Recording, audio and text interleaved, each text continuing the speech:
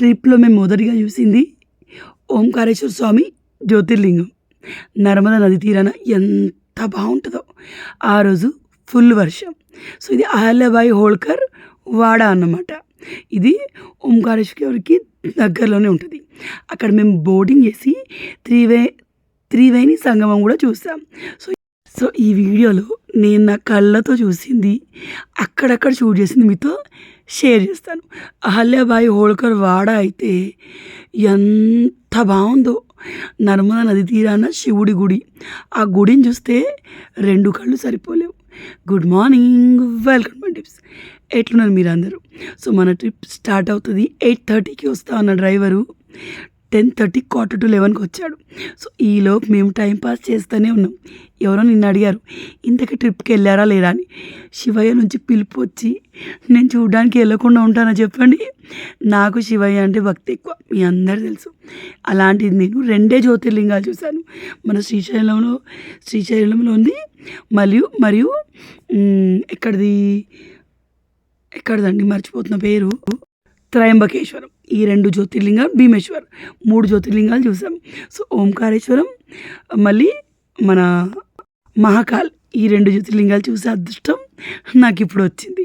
ఈ trip plan చేసింది మా నటరాజ్ అన్నయ్య. సో, మా ముగ్గురు అన్నయ్యలు కలిసి ట్రిప్ ప్లాన్ చేసి నన్ను కూడా తీసుకెళ్తుందనమాట. సో, ఇది చూడండి, ఇక్కడ ఈ బస్ డ్రైవర్ లేట్ వచ్చేసరికి, మన కార్ డ్రైవర్ లేట్ వచ్చేసరికి మేమందరం కూర్చొని టైం పాస్ చేస్తున్నాం. ఎప్పుడో తిన్నాం కదా, మళ్ళీ ఆకలిస్తుంది. సో, ఇది వచ్చేసి ఫిష్ ఫుడ్ అన్నమాట. ఎక్వేరియం మాకైతే లేదు, ఉన్న వాళ్ళకి తెలిసి ఉంటుంది.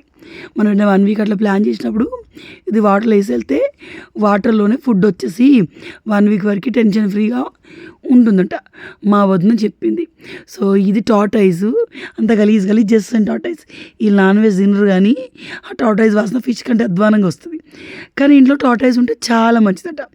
అదేంటోనండి, వాటి రెగ్యులర్ ప్లేస్లో వాళ్ళు హ్యాపీగా ఉంటారు. అలాంటి దాన్ని తీసుకొచ్చి ఇంట్లో ఒంటరిగా బంధించి మనకు మంచిది అనుకుంటే ఎట్లా కదా, నాకు అట్లే అనిపిస్తుంది.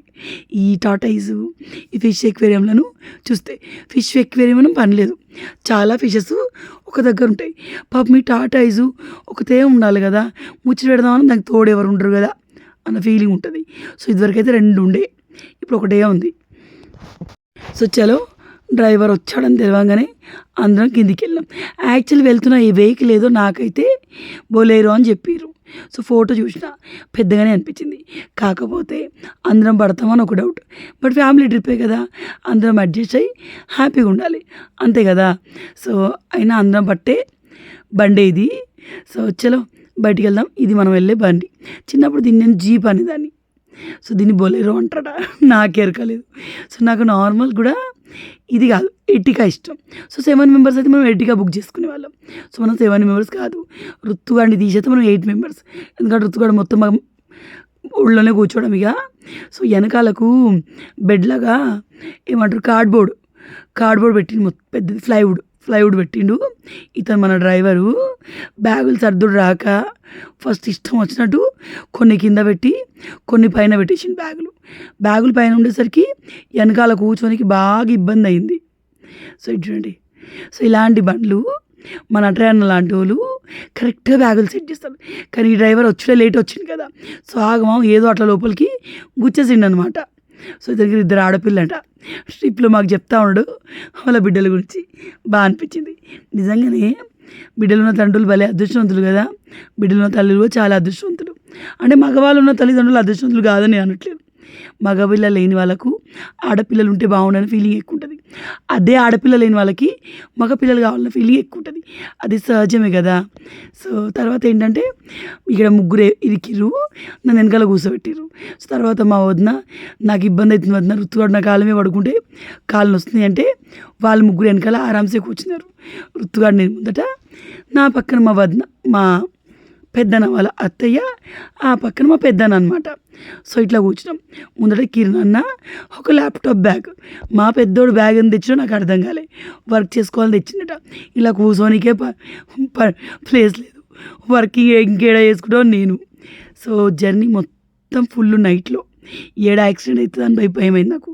ఎందుకంటే ఫుల్ వర్షంలో జర్నీ చేసినాం, చాలా వర్షం.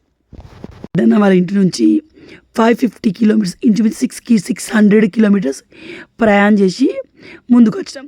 సో ఇప్పుడు మనం ముందు అహల్యాబాయి హోల్కర్ వాడ దగ్గరికి వెళ్తాం. సో అంతకంటే ముందు పొద్దున్న లేవగానే ఒక పెట్రోల్ బంక్ దగ్గర బండి ఆపినాం. మా కాలకృత్యాలు కానీ మన బ్రష్లు కానీ అయిపోవాలి. సో బ్రష్ చేయడానికి అందరం రెడీ అయినాం. ఫుల్ వర్షంలో మేము జర్నీ చేసామండి.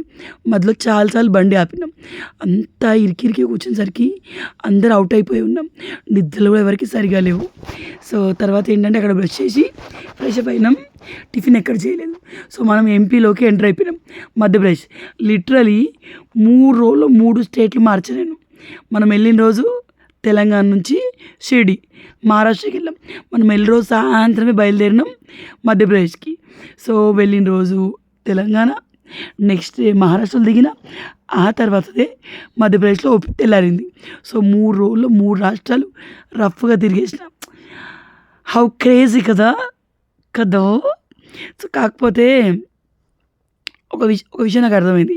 మా నటరాయన్న మా అందరికి పోదాం అనిపించిందని వర్షాకాలం వెళ్ళాం. కానీ ఇలాంటి ట్రిప్పులు వర్షాకాలం ప్లాన్ చేయొద్దు.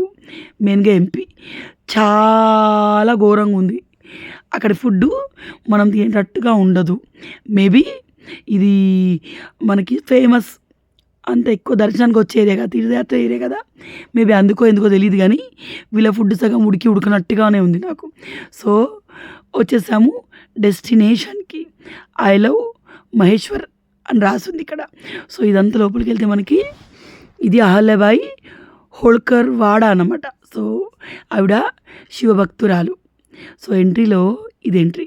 ఒకప్పుడు వీళ్ళందరూ మన పూర్వీకులు, అంటే మన తాత ముత్తతలు కాదు, అప్పుడోళ్ళు చాలా పెద్దోళ్ళు, దేవుళ్ళ కాలంలో ఉన్నోళ్ళు. అండ్ ఈమె దేవుళ్ళ కాలం ఉన్నామే కాదు. సో అప్పటి వాళ్ళ వాడలు, వాళ్ళ పెద్ద పెద్ద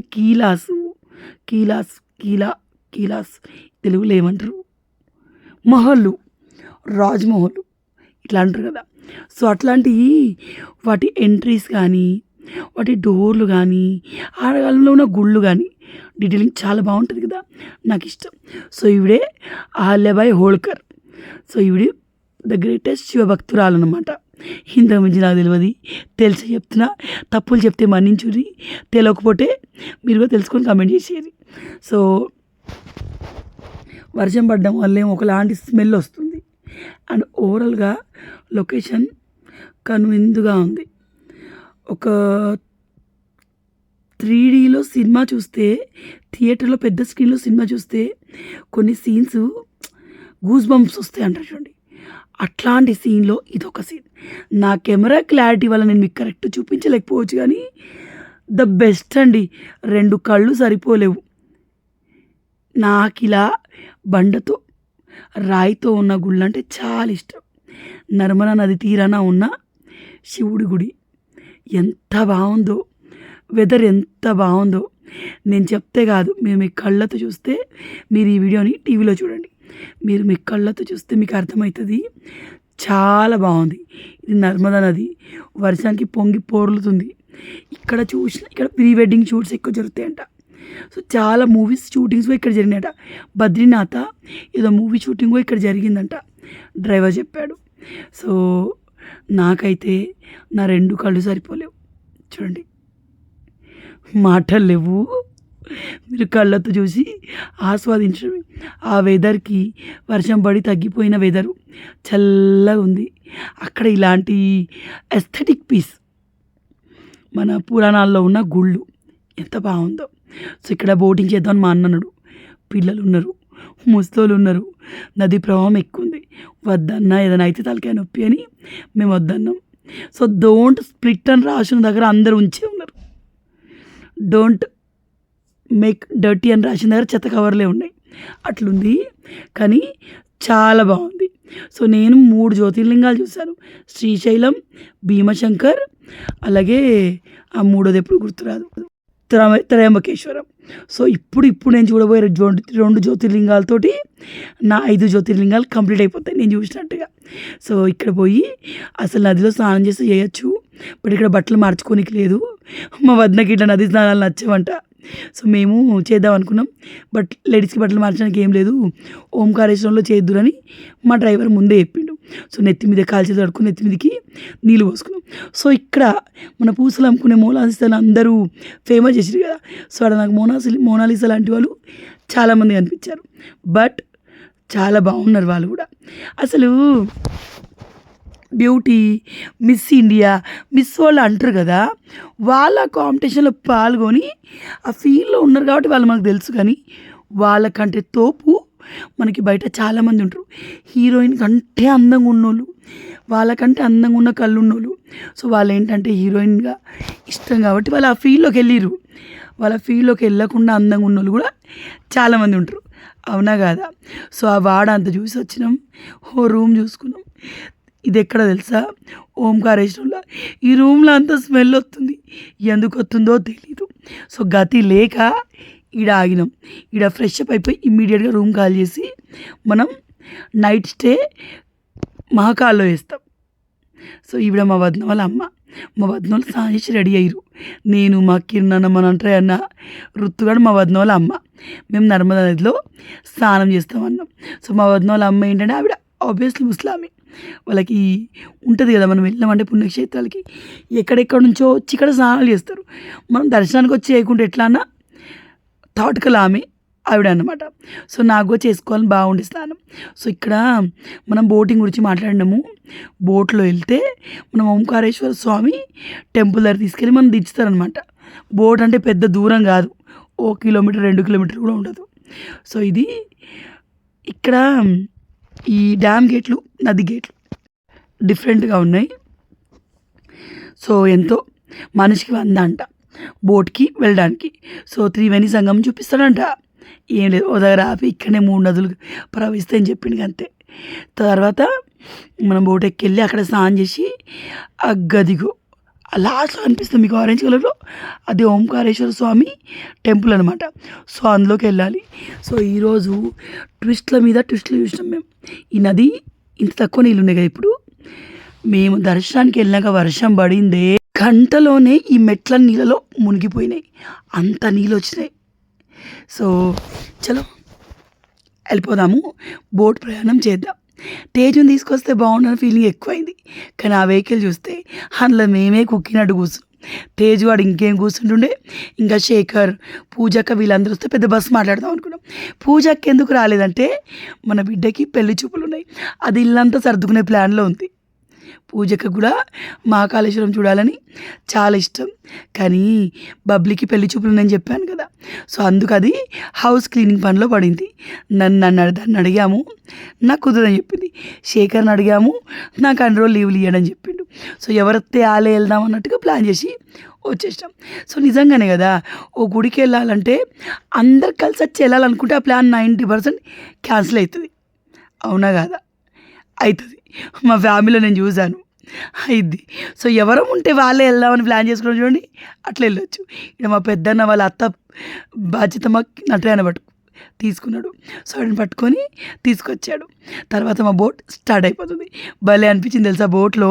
ఇది చూడడానికి చిన్నగా అనిపిస్తుంది కానీ చాలా వరకు లోతుగున్నాయంట నీళ్ళు. ఇందులో కొంతమంది పిల్లలు ఫిషింగ్ చేస్తారు.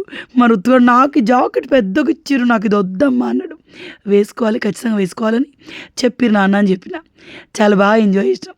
కానీ ఇలా ఎంజాయ్ చేసినప్పుడు ఎక్కడో నా కొడుకు మా ఆయన ఉంటే బాగుండని ఫీలింగ్ ఉంటుంది, అంతే కదా. పెళ్ళి కాకముందు వీళ్ళే మన ఫ్యామిలీ, కానీ పెళ్ళాక మా ఆయన నా పిల్లలు కూడా ఉండాలనిపిస్తుంది. సో ఇక్కడ ఏందో పేర్లు చెప్పారు, నాకు గుర్తులేవు. నేను ఆ నదిని, ఆ బోట్ జర్నీని, సో ఇక్కడ ఈ గుళ్ళోకి వెళ్ళాలి మనం. ఎన్ని తెలుసా, చాలా ఫ్లోర్లు ఉంది. ఇది తిరిగి తిరిగి తిరిగి తిరిగి పోవాలి. ఇదంతా చూడడానికి చిన్నగా అనిపిస్తుంది కానీ మేము 4 లేదా 5 గంటలు లైన్లో నిల్చున్నాం. సో వర్షాకాలంలో ఇలాంటి ప్లేస్కి పోకపోవడం చాలా మంచిది. మీరు చలికాలంలో వెళ్ళండి లేదా ఎండాకాలంలో వెళ్ళండి. ఎందుకు చెప్తున్నా అంటే పిల్లలు, ఇది 8th ఫ్లోర్ ఉంటుంది మొత్తం. 8th ఫ్లోర్ మొత్తం స్లోప్ లాగా ఉంటుంది, మనకి మెట్లు ఉండవు, ముసలోళ్ళు పెద్దోళ్ళు అందరూ ఎక్కినట్టుగా ఉంటుంది. సో ఇదంతా ఏమో చెప్పిండండి, నాకు తెలియదు, నేను మీకు చూపిస్తున్నా. సో ఇక్కడ ఇంకో విగ్రహం ఉంది. చలో ఈడెవరు నా వీడియోలు తీయలేదు కానీ సో ఇది త్రివేణి సంగమం అంట. ఒక నది ఒక దిక్కు ప్రవహిస్తుందా దట ఏ నదో నన్ను అడగకుర్రి, మీరు గూగుల్ చేసుకోర్రి, నాకు గుర్తులేదు. తర్వాత ముందే మనం ఈస్ట్లో చాలా వీక్. ఇప్పుడు ఈ నర్మదా నదిని 4-5 సార్లు మన పోయేసరికి అది నర్మదా నదేనా అని అడిగి మరి చెప్పినా. సో ఇక్కడ పిల్లలు చేపట్టిర్రు. మా అన్న కొడుకు అత్త చూడు అత్త చేపలు పట్టిరని. సో వెళ్ళి స్నానం చేసినాం. సో ఓంకారేశ్వర స్వామి లింగం లోపల ఇలాగే ఉంటుంది. దర్శనం చాలా బాగా అయింది. ఫుల్గా వాన పడిందండి. సో ఇప్పుడు ఇట్లా ఉంది కదా, కాసేపటికే వరదలాగా వాన కొట్టింది. సో స్నానం చేసి మేము బట్టలు మార్చినాం. జుట్టు ఇడిచిపెట్టుకుంటే చిట్టిన పెట్టింది. నాకు నా కొప్పు ఉన్నంత కంఫర్ట్ ఇంకెందులో ఉండదు. తర్వాత వర్షం స్టార్ట్ అయింది. రెడ్ అలర్ట్ ప్రకటించారు. సో వచ్చేటప్పుడు మనం బోట్లో ఇటు రావాలి, తర్వాత బోట్లో అటు వెళ్ళాలి. బట్ మా దర్శనం అవడానికి నైట్ 9 అయింది. బోట్లు అన్నీ బంద్ అయిపోయి అసలు స్ట్రక్ అయిపోయామా అనిపించింది. కానీ అదే వర్షంలో పిల్లల్ని తడుపుకుంటే ఎట్లా తీసుకెళ్ళాం. ఋతుగాడిది రెయిన్ కోట్ తీసుకోవాలంటుంది. సో నైట్ 10:30 అట్లా రూమ్ని వెకేట్ చేస్తాం మనం. సో రేపు మహాకాల్కి వెళ్దాం. సో భలే థ్రిల్లింగ్ అనిపించింది, కానీ భయం వేసింది వర్షం పడేసరికి. రేపటి వీడియో మళ్ళీ వెళ్దాం.